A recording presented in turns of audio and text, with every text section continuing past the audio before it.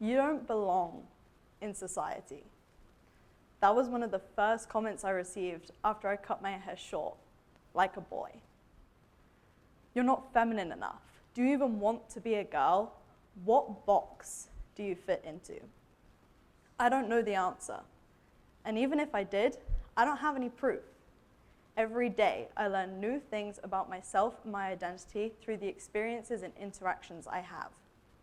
I don't fit into society, but that's okay.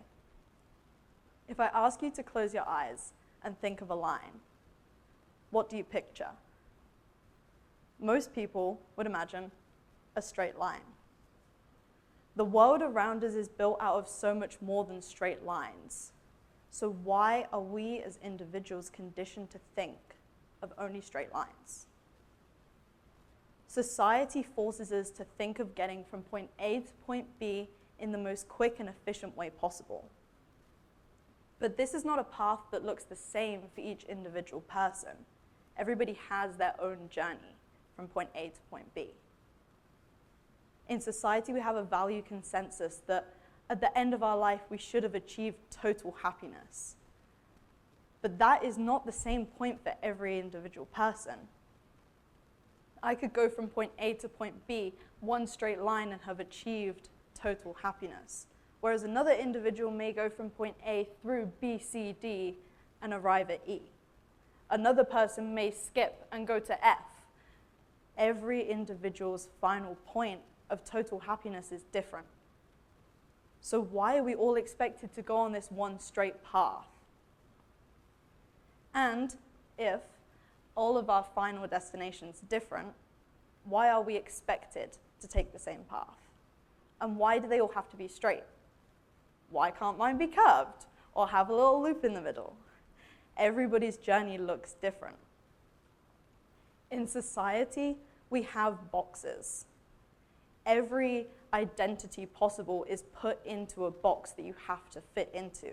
And from the youngest age, you have to know exactly where you fit in society. Through school, everybody told me, think outside the box, step outside the box.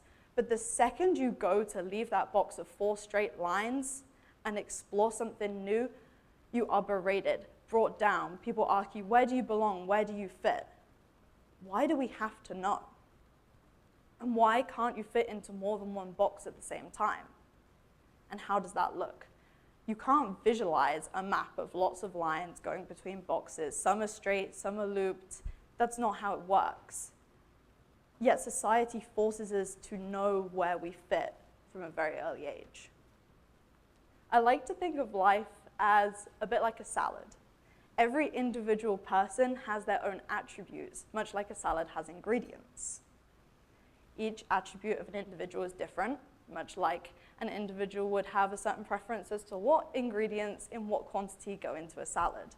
So one individual may put a lot of influence on their gender identity as being having a big influence in their individual identity. But for other people, qualities such as their physical appearance, their personality traits, their hobbies, and their interests play just as big of a role. So each person's individual makeup looks very different. Each individual has so many parts of their life. For example, when you change your hair or you try a new hobby to find out what interest works for you, nobody bats an eyelid. Yet the second somebody tries to question their gender and explore the boundaries of what their gender or sexuality is, we come down on them, berate them, ostracize them. Why can't we be fluid between the lines of society to find where we fit? I like to look at gender as being very equal to science. Both involve experimentation. The main part of science is you have to experiment. You have to find the evidence for what you think.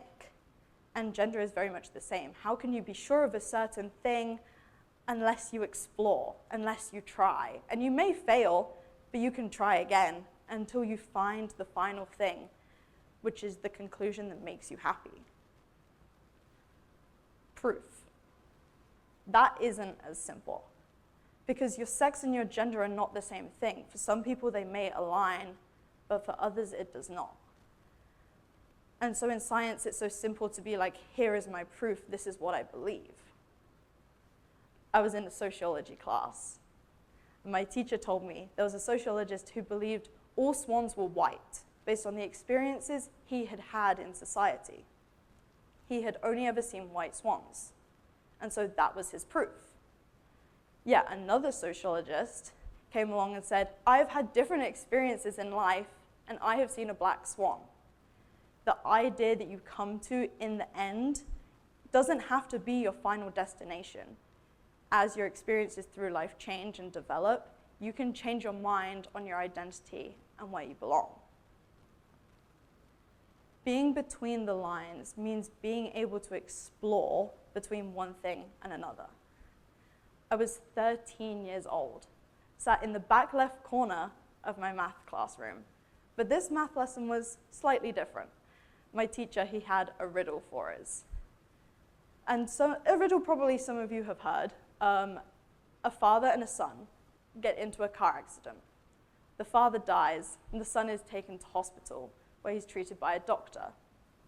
This child is the doctor's son, but the doctor is not the father of the child, who is the doctor. It astounded me that the boys sat in front of me at 13 years of age could not work this riddle out. 15 minutes they worked on this problem until the teacher said, does anybody have an answer? I was too shy to answer, of course. But he finally tells them it was his mother. The doctor was the son's mother. And of course, the story is that women can step into the roles that men have, but I was 13 years old when I was questioning why already people thought that women couldn't step into the roles that men had. I raised my hand, which is not something I did a lot. And my teacher asked what I had to contribute. How do you know that?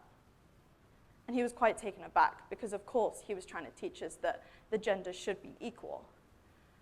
But in my head, I was like, why can't that kid have had two dads? That was the moment I realized I didn't quite think like everybody else. But why was that not the norm? Why can't that be accepted? I was 18 years old when I came to college. A new journey, a new path. I got to reinvent myself to new people. I found rugby. And there's two things I love about rugby. One is that it is a very male-dominated sport, which is amazing as a female athlete to stand in and know that you take up some space in a very male-dominated sport. Because the women in this sport are just as fast, just as strong, just as powerful as all of the men.